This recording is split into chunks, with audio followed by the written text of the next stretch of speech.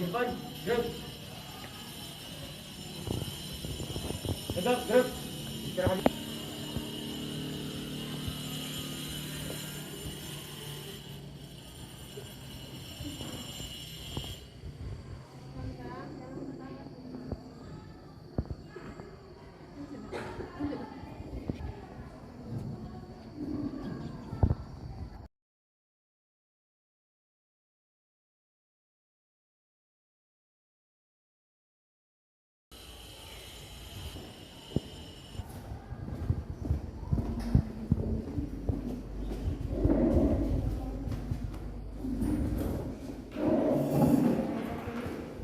Selamat pagi semuanya.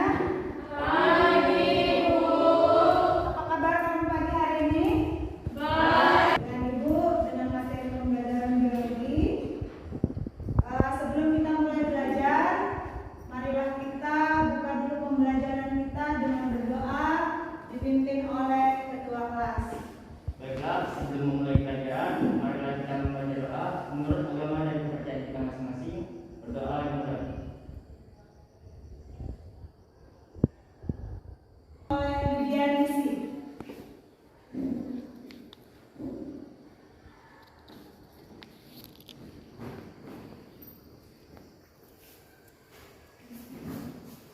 Untuk teman-teman semua, mari kita berdiri.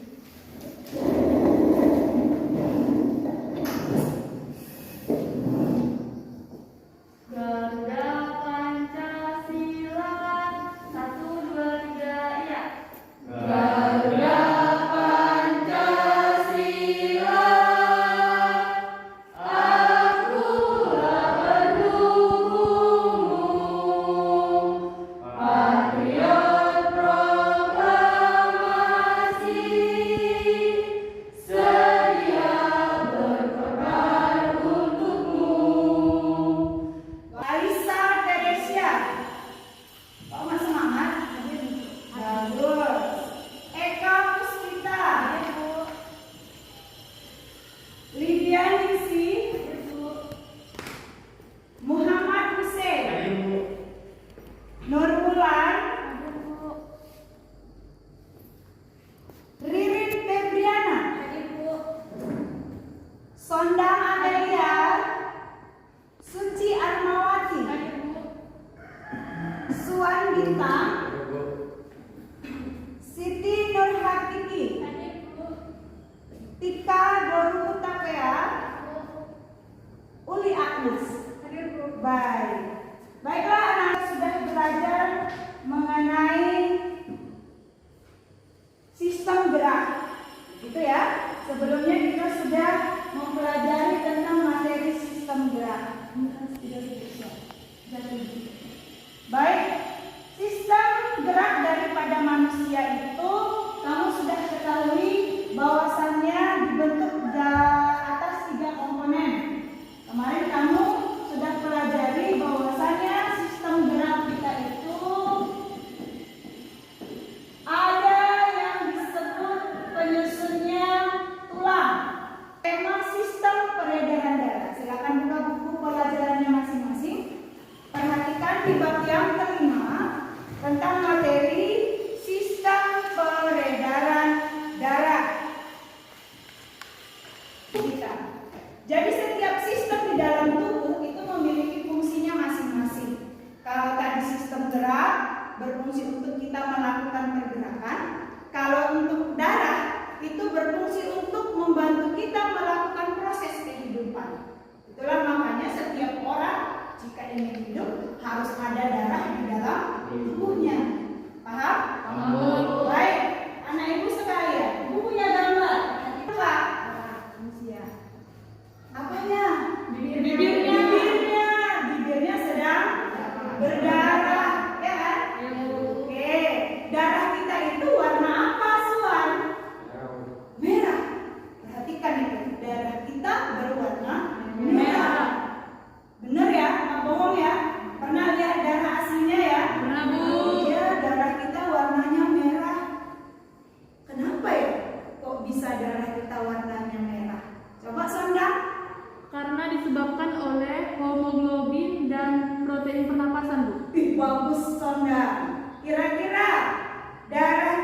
itu bisa warna merah. Itu penyebabnya apa, Ririn?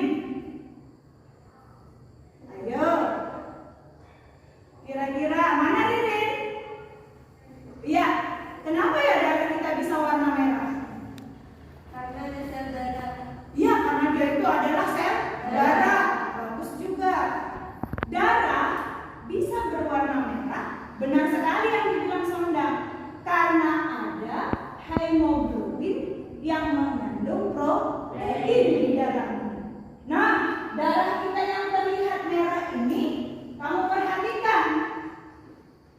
Ini ada sebuah tabung reaksi, ada ya? Nampak? Ada warna merah. Dalam laboratorium, maka akan bisa dikelompokkan seperti yang ada di dalam tabung reaksi ini. Siapa yang padat, ingat ya, siapa yang padat, dia yang akan paling bawah atau dia terletak di paling dasar. Siapa yang cair, dia akan ada di permukaan. Jadi kesimpulannya, siapa yang paling padat? Merah. Sel darah Merah. merah. Siapa yang paling cair? Plasma darah. Plasma darah. Berarti sel darah putih, keping-keping darah lebih padat dibandingkan plasma darah. Sampai di situ paham? Paham. Oke, bagaimana seorang peneliti bisa menemukan komponen penyusun darah ini? Itulah dengan menggunakan proses sentrifugal. Ya, penelitian itu dilakukan dengan proses sentrifugal, artinya melakukan proses berputar-putar yang nanti pada akhirnya jika komponen itu padat akan berada di dasar, jika komponen itu cair dia akan ada di permukaan. Paham anak Ibu? Baiklah kalau seperti itu. Oleh karena itu, marilah tetap kita jaga kesehatan kita bersama. Darah juga adalah hal yang paling penting di dalam tubuh kita. Oleh karena itu, jangan sampai melakukan tindakan-tindakan yang berbahaya sehingga membuat darah kita tercurah dengan sia-sia. Baik. Berikutnya, apa yang menjadi tujuan pembelajaran kita pada hari ini? Anak-anak Ibu sekalian, setelah kita belajar hari ini, Ibu mengharapkan kita itu bisa menjelaskan melalui kegiatan diskusi kelompok mengenai siapa saja yang merupakan komponen penyusun darah. Yang kedua, kalian harus berani mengkomunikasikan hasil diskusi kelompok kamu untuk melihat penyusun darah itu ciri-cirinya dan fungsinya seperti apa.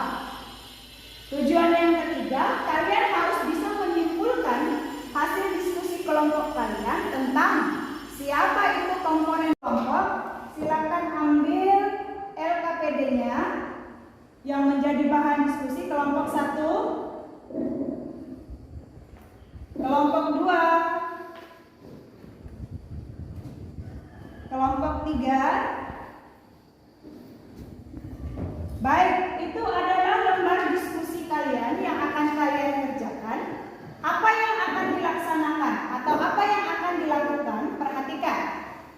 Hal langkah pertama, kalian harus melakukan studi literatur tentang komponen penyusun darah melalui buku pelajaran kamu, modul yang kamu gunakan, atau handphone yang kamu pakai untuk sebagai media internet kamu sebagai sumber informasinya. Yang kedua, bersama dengan teman kelompokmu, diskusikanlah apa saja komponen penyusun darah dengan cara melengkapi skema. Ada kan? Skemanya ya, melengkapi tabelnya yang sudah disediakan. Yang ketiga, nanti kalian akan membuat laporan hasil diskusi. Artinya, kalian selesaikan terlebih dahulu, baru nanti akan dilaporkan. Yang langkah keempat, nanti masing-masing kelompok akan mempresentasikan hasil diskusi kelompoknya masing-masing. Baik, untuk diskusi kelompok, Ibu beri waktu untuk ini sebanyak 10 menit. Ya, 10 menit, silakan kerjakan. Jika ada pertanyaan yang tidak dipahami, silakan tanyakan ke Ibu. Silakan berdiskusi kelompok, kerjakan sekarang.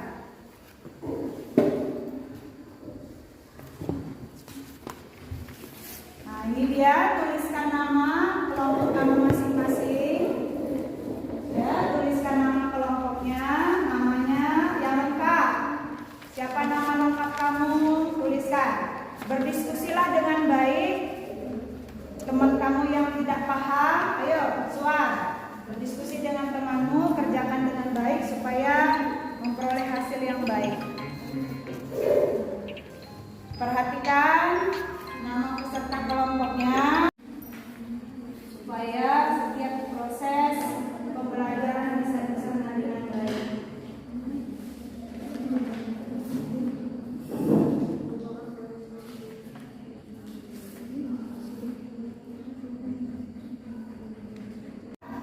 Buat suaranya nak. Oh, tidak ada pertanyaan. Jadi yang pertama nanti lengkapi peta konsepnya, yang kedua tabelnya, dan yang ketiga proses pembekuan darahnya. Yang mega dek. Waktunya WA lah, WA 10 kan. menit ya. Ya, yang merah berapa, yang putih berapa?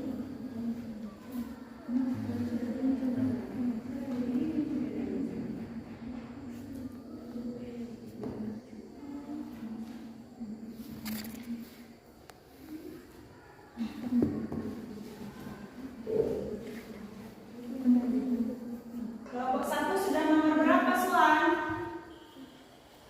Sudah nomor berapa kalian kerjakan? Yang sudah selesai?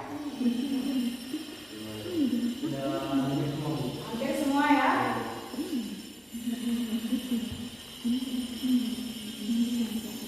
Kelompoknya kita soal nomor berapa yang sudah siap? Nomor 2. Ya, kita satu lagi ya.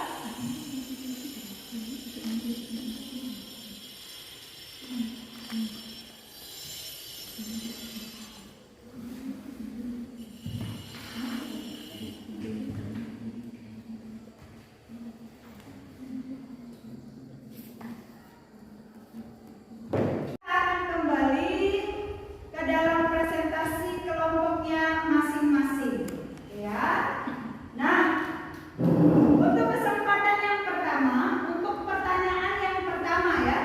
Pertanyaan pertama tadi itu adalah mengenai lengkapilah skema komponen-komponen penyusun darah dengan teman kelompokmu. Coba pertanyaan diskusi yang pertama dijawab oleh kelompok yang pertama. Silakan kelompok 1.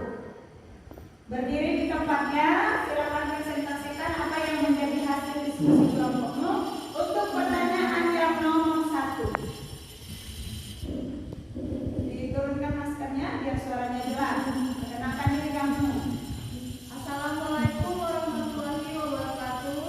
Waalaikumsalam warahmatullahi wabarakatuh.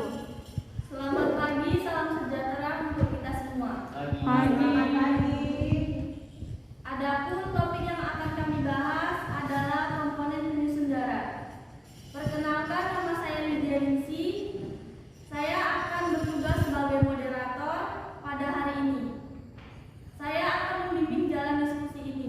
Adapun anggota kelompok saya yaitu Ririn Febriana sebagai penyaji pertama, Muhammad Husin sebagai notulen, Suwan Bintang Perdana sebagai anggota.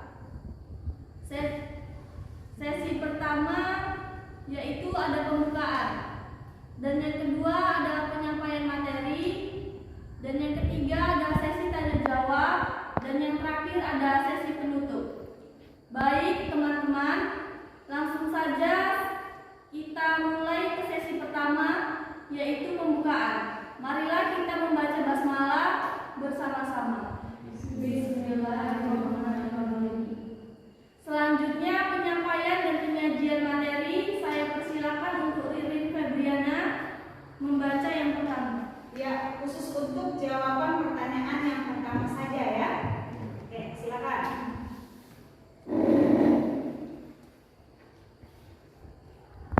Baik, kami dari kelompok 1 akan menyampaikan materi tentang komponen penyusun darah.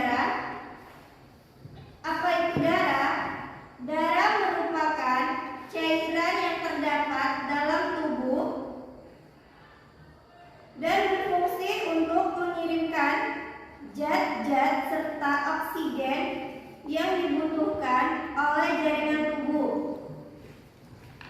Selain itu, darah juga pasti terdiri dari beberapa komponen penyusun. Darah terbagi menjadi dua bagian, yaitu sel darah dan plasma darah.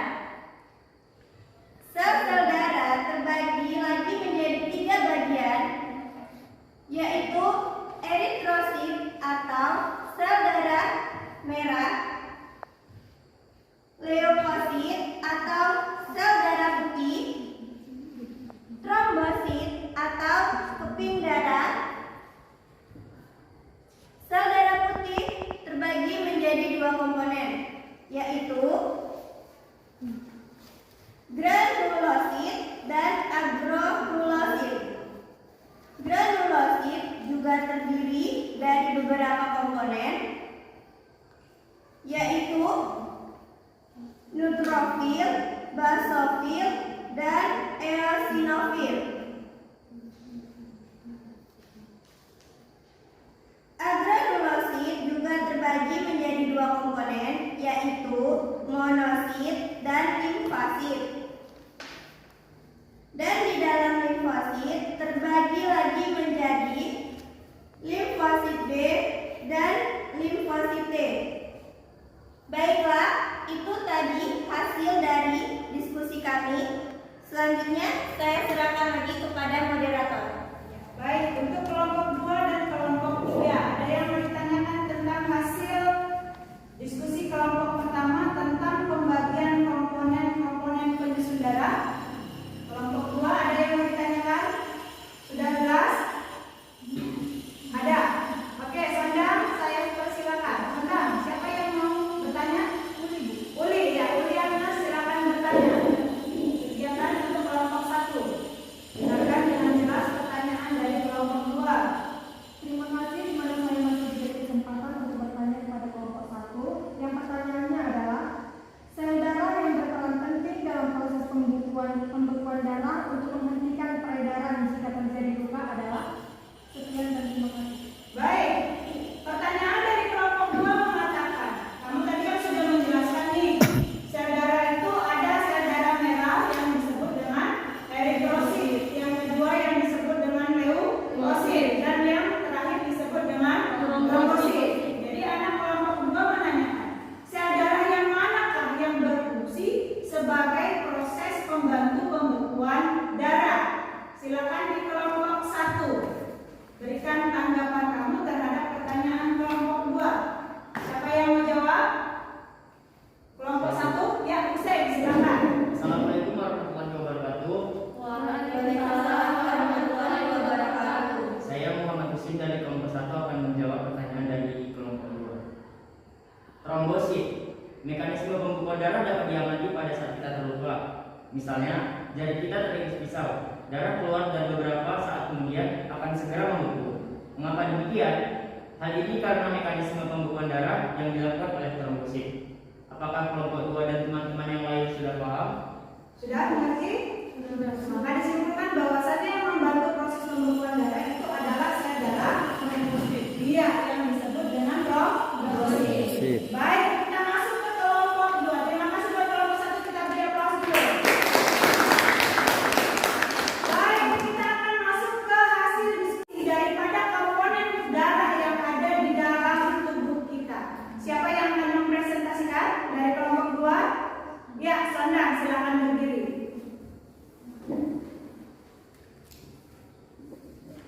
Baiklah, selamat pagi semua. Selamat pagi, Sondang.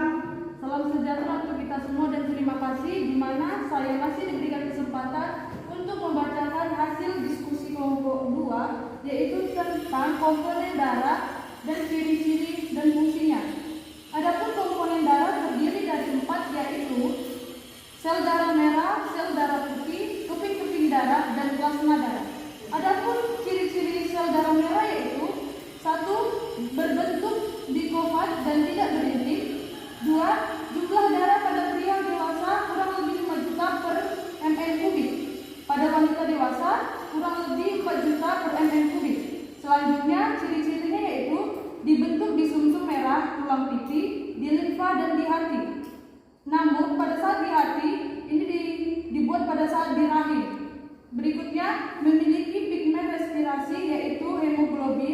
yang berfungsi mengangkut O2 dan CO2. Ciri-ciri selanjutnya berumur kurang lebih 127 hari. Adapun fungsi dari sel darah merah yaitu 1. Membantu membawa oksigen ke paru-paru guna diedarkan ke seluruh tubuh. Fungsi yang kedua yaitu mengangkut karbon dioksida dari seluruh tubuh untuk dikeluarkan dari paru-paru. Komponen darah selanjutnya yaitu sel darah putih. Adapun ciri-cirinya berbentuk variasi, memiliki inti, dapat bergerak bebas secara ambiot, dapat menembus di dinding kapiler disebut diapedesis, jumlahnya 6.000 sampai 9.000 per mm kubik. Dibentuk di sumsum merah atau tulang pipa, limfa dan kelenjar limfa, berumur sekitar 12 hari. Fungsinya melawan kuman yang masuk ke dalam tubuh dengan cara memakannya disebut fagositos. Kedua, mengangkut lemak pada pembuluh til dan pembuluh limfa. Fungsi yang ketiga, menghasilkan zat kebal terutama limfosis yang dapat menghasilkan antibodi sesuai dengan antigen yang akan dilawannya. Komponen darah yang ketiga yaitu keping darah atau dapat disebut dengan trombosit. Ciri-cirinya yaitu bentuk tidak teratur sehingga disebut dengan keping darah, jumlahnya 200.000 sampai 300.000 per mm kubik, dibentuk di dalam megakariosit sumsum merah tulang, berumur sekitar 8 hari, berperan besar dalam proses pembekuan darah. Fungsinya untuk pembekuan darah jika ada pembuluh darah yang rusak. Sel darah ini segera berkolasi, cedera, dan membentuk sumbat atau gumpalan untuk mencegah pendarahan. Selanjutnya komponen yang terakhir yaitu plasma darah. Ciri-cirinya berwarna kekuningan, terdiri dari 90% air dan 10% zat-zat terlarut lainnya. Memiliki sel darah termasuk sel darah merah, sel darah putih, dan trombosit. Kandungan zat yang diperlukan tubuh diantaranya protein, antibodi, glukosa, enzim, garam, dan zat terlarut lainnya. Adapun fungsi dari plasma darah yaitu mengatur tekanan osmotik darah, dan yang kedua membawa sari-sari makanan, sisa-sisa metabolisme, hasil rekreasi, dan beberapa zat. Sekian yang dapat saya bacakan hasil diskusi kelompok kami. Jika ada kelompok lain atau teman-teman yang lain ingin bertanya atau kurang paham, kami persilakan. Ya, dipersilakan untuk kelompok 1 dan kelompok 3. Kelompok siapa yang ingin bertanya tentang penjelasan dari kelompok 2 mengenai ciri dan fungsi daripada komponen penyusun darah. Kelompok 3 ada yang mau ditanyakan? Siapa yang mau bertanya dari kelompok kamu? Iya, Alisa, dipersilakan. Siap-siap kelompok 2, dengarkan pertanyaan dari kelompok 3. Selamat pagi semua. Pagi. Baiklah, terima kasih atas kesempatan yang sudah diberikan untuk saya bertanya. Yang isi pertanyaannya adalah mengapa sel darah putih menjadi salah satu bagian terpenting dalam sistem imunitas untuk kekebalan tubuh manusia. Ya, sudah dipahami pertanyaannya kelompok 2? Sudah bisa dijawab? Ya, siapa yang mau menjawab dari kelompok kamu? Siti Nurhati. Ya, Siti Nurhati. Persilakan untuk memberikan jawaban tambahan mengenai pertanyaan kelompok 3. Assalamualaikum warahmatullahi wabarakatuh. Waalaikumsalam warahmatullahi wabarakatuh. Baiklah, terima kasih. Di mana saya masih diberikan kesempatan untuk menjawab pertanyaan dari kelompok 3. Yang pertanyaannya adalah mengapa sel darah putih menjadi salah satu bagian terpenting dalam sistem imunitas atau kekebalan tubuh manusia? Jawabannya ialah salah satu fungsi sel darah putih atau leukosit adalah untuk menghasilkan antibodi, yaitu zat yang dapat membasmi virus, bakteri, jamur, parasit, serta zat berbahaya yang masuk ke dalam tubuh. Namun, agar dapat berfungsi dengan baik, jumlah sel darah putih harus normal. Ketika jumlah sel darah putih berkurang, daya tahan tubuh akan melemah, sehingga tubuh rentan terkena infeksi. Hal ini yang menjadikan sel darah putih sebagai salah satu bagian terpenting dalam sistem imunitas atau kekebalan kekebalan tubuh manusia. Ya, bagaimana kelompok 3? Sudah cukup jelas apa yang menjadi fungsi daripada leukosit? Cukup. Oke, baik. Jadi dia itu sudah bisa dikatakan sebagai penjaga daripada tubuh kita daripada serangan penyakit pastinya, ya kan? Oke, baik. Sudah selesai dari kelompok 2. Mari kita baik, kita masuk ke pembahasan yang ketiga tentang bagaimana cara darah melakukan proses pembekuan pada saat tubuh kita mengalami luka.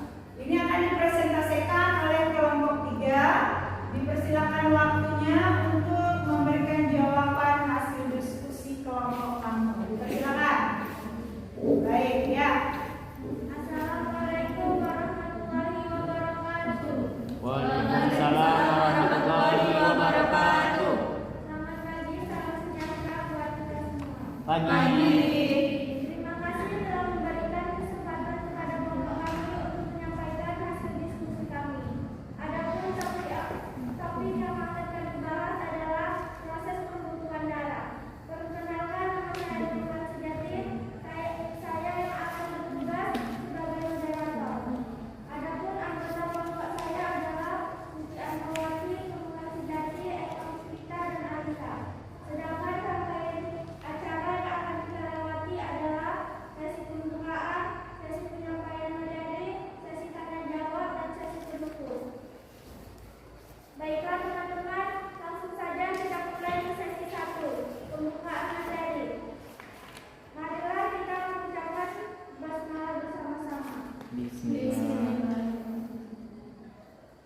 Selanjutnya penyampaian dan penyajian materi. Baiklah, kepada Suci Anwawati kami persilakan.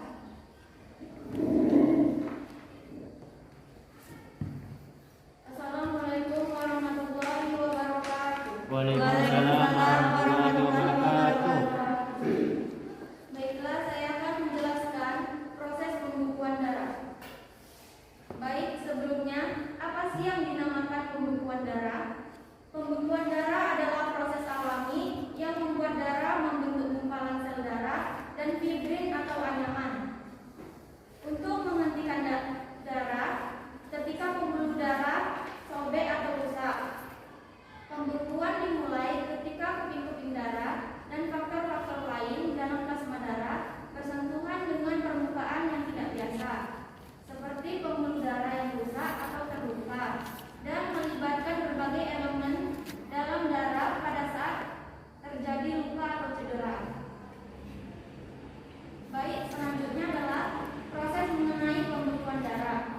Jadi ketika polin yang terluka menyebabkan darah keluar dari permukaan darah, trombosit itu keluar bersama darah, kemudian menyentuh permukaan kasar dan menyebabkan trombosit menjadi besar.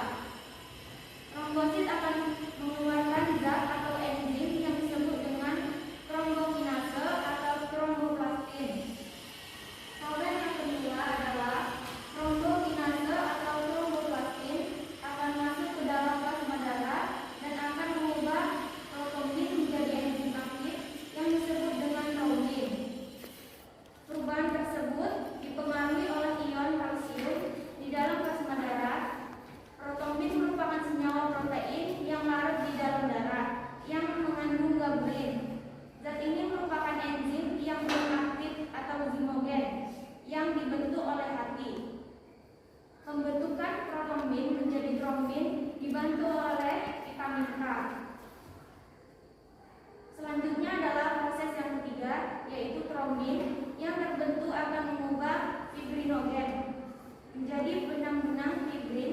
Yang terbentuknya benang-benang fibrin menjadi anyaman-anyaman yang menyebabkan luka akan tertutup sehingga darah tidak mengalir. Kesimpulannya adalah proses-proses pembekuan darah merupakan proses yang kompleks di mana darah membentuk gumpalan atau bekuan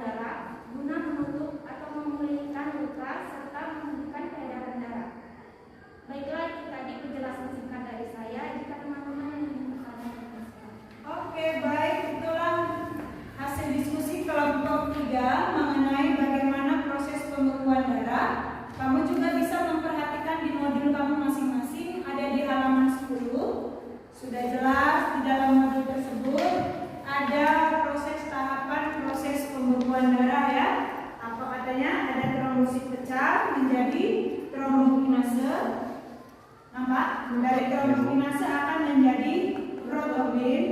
Dari protomin akan berubah menjadi trombin. Dari trombin akan menjadi fibrinogen. Dari fibrinogen dan terakhir akan menjadi benang-benang fibrin. Itulah tadi hasil kesimpulan kelompok 3. Untuk itu, ada yang mau ditanyakan tentang pertanyaan mengenai proses pembekuan darah dari kelompok 1 dan 2? Oke, ya baik. Dari kelompok 1 diwakili oleh Swan, didengarkan oleh kelompok 3. Selamat pagi semua. Pagi. Saya sebelum kita perdana akan bertanya kepada kelompok 3. Apa saja jenis kelainan pembekuan darah? Apa saja? Jenis kelainan pembekuan darah. Apa saja jenis kelainan daripada proses pembekuan darah? Nah, tadi dikatakan kelompok 1. Nah, apa ya kira-kira? Sudah bisa kamu jawab kelompok 3? Siapa yang akan jawab? Ya, silakan. Berikan jawabannya. Dengarkan kelompok 1 dan kelompok 2. Assalamualaikum warahmatullahi wabarakatuh. Waalaikumsalam warahmatullahi wabarakatuh. Baiklah, terima kasih atas kesempatan yang sudah diberikan untuk saya menjawab pertanyaan dari nomor 1. Yang pertanyaannya, apa saja jenis-jenis kelainan pembekuan darah? Jawabannya ada trombositopenia, trombositosis, imunitrombokitopenia purpura, sindrom Bernard-Scolir, trombosis, emboli paru, hemofilia terjadi ketika tubuh kekurangan protein pembekuan darah tertentu, dan penyakit Von-Willebrand. Baiklah, apakah kelompok 1 sudah paham dan mengerti? Sudah. Sudah paham? Sudah. Oke, baik. Jadi kelompok 1, 2, dan 3 sudah menyelesaikan diskusi kelompoknya. Hasil kegiatan kamu cukup bagus, ya. Jawaban-jawaban yang kamu sampaikan juga sudah sangat baik.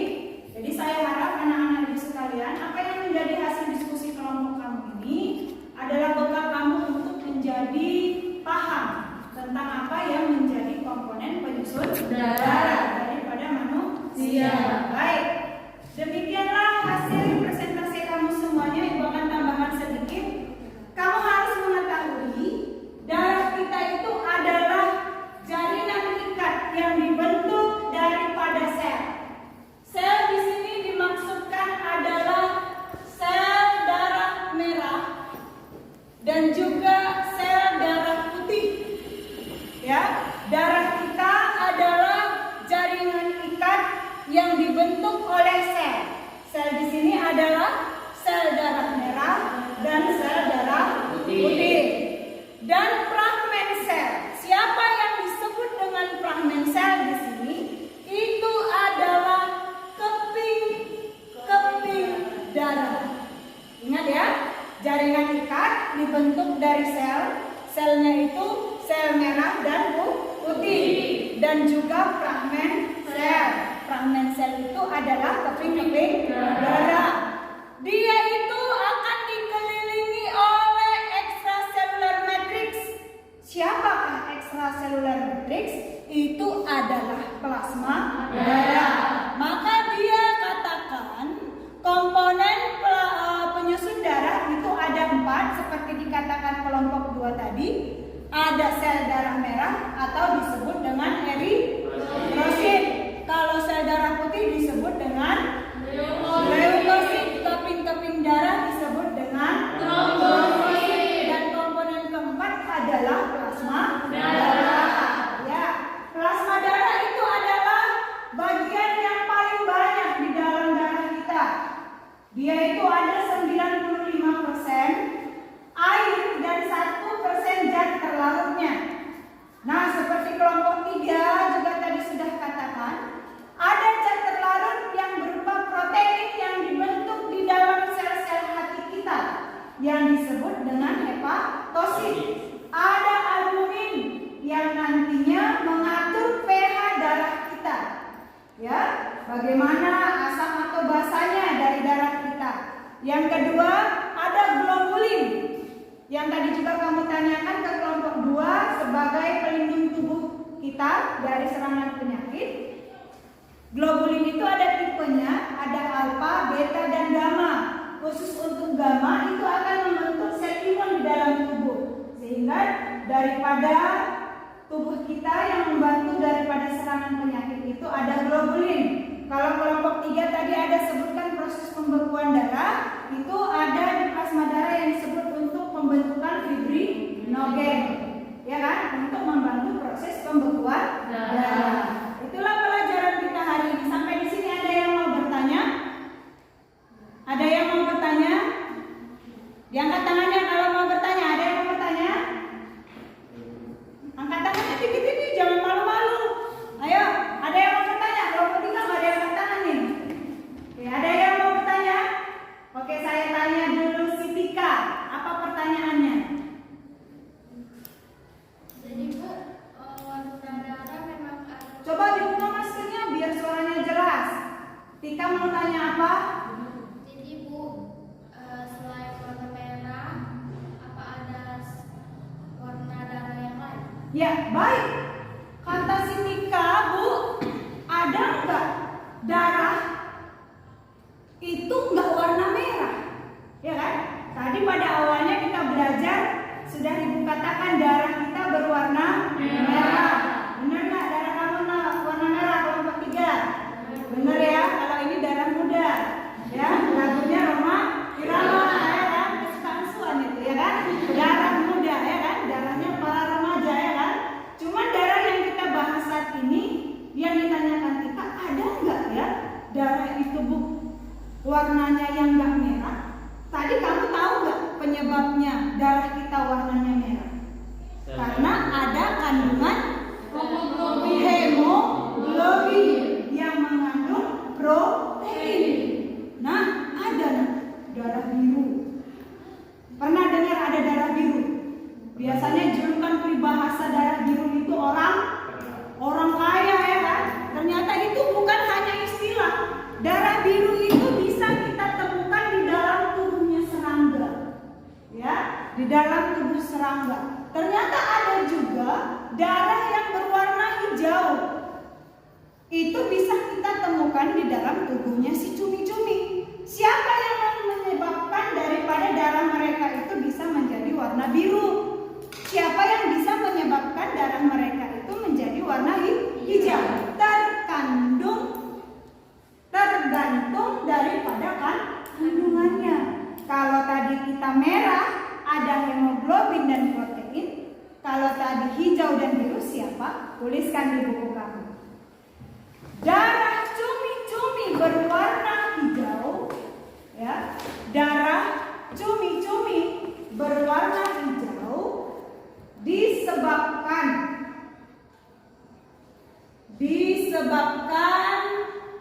adanya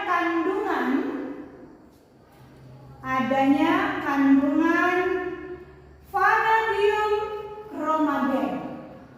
Oke, itu penyebab darah cumi bisa berwarna hijau.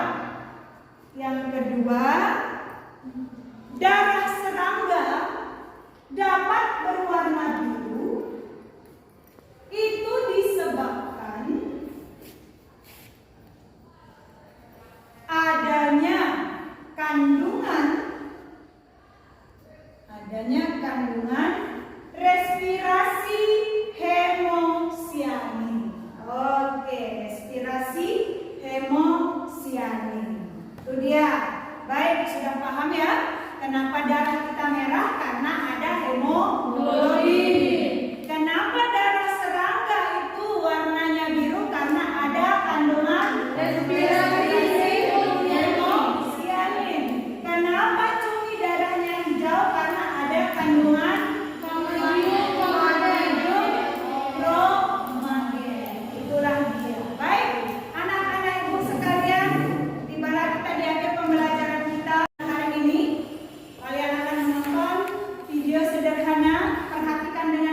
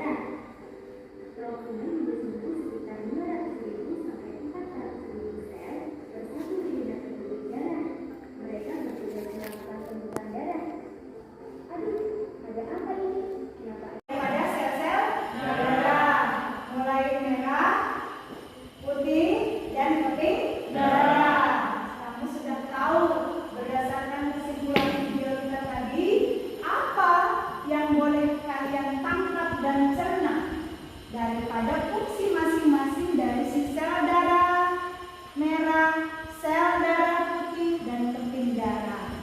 Siapa yang mau coba kasih tahu kesimpulannya? Angkat tangannya. Oke, silakan Husein. Berdiri di tempatnya. Ayo. Darah merupakan komponen yang sangat berperan aktif di dalam tubuh kita. Jika manusia kekurangan sel darah, maka akan menyebabkan anemia. Untuk itu, marilah kita sama-sama menjaga diri kita dan menjaga kesehatan tubuh kita, berhati-hati ketika melakukan kegiatan, dan sayangi tubuh kita. Bagus, kasih tepuk tangan buat Husein. Ada yang mau coba untuk menambahkan hasil kesimpulan Husein? Ada? Kira-kira kelompok 2 ada yang mau tambahkan?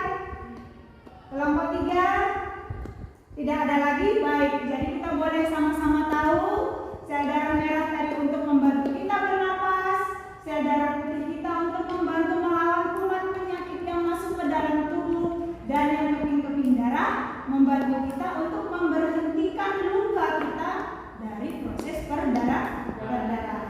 Oke, anak-anak ibu sekalian, itulah kegiatan pembelajaran kita hari ini. Untuk pertemuan berikutnya kita akan ketemu di topik pembelajaran praktikum mengenai uji golongan darah, ya, tentang uji golongan darah. Kira-kira kamu itu golongan darahnya apa? Jadi di pertemuan berikutnya kalian akan membawa baju praktikum kamu, sarapan dari rumah, agar kegiatan praktikum kita bisa berjalan dengan baik. Untuk penugasan kita, anak-anak ibu sekalian, silakan nanti cek di dalam aplikasinya masing-masing. Sudah ibu kirimkan link melalui WhatsApp kelas kita, aplikasinya, ya, linknya nanti akan saya bagikan. Kerjakan, ada 2 pertanyaan, ya.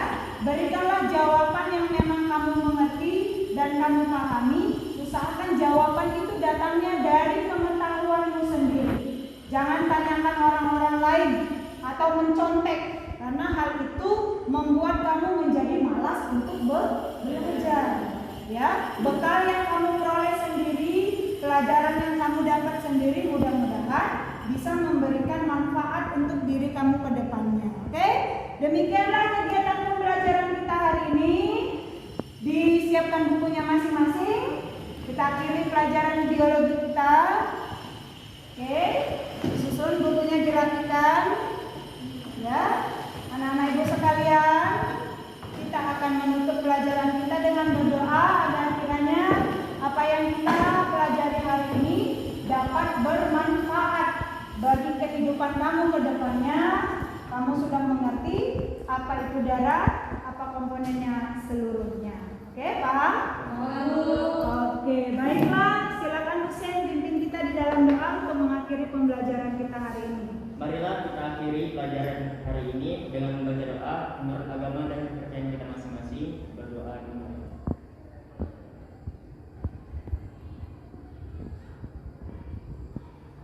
Berdoa selesai. Oke, demikianlah pertemuan kita hari ini. Anak ibu sekalian, terima kasih buat waktu dan kesempatan yang sudah kita jalani bersama. Selamat pagi. Pagi.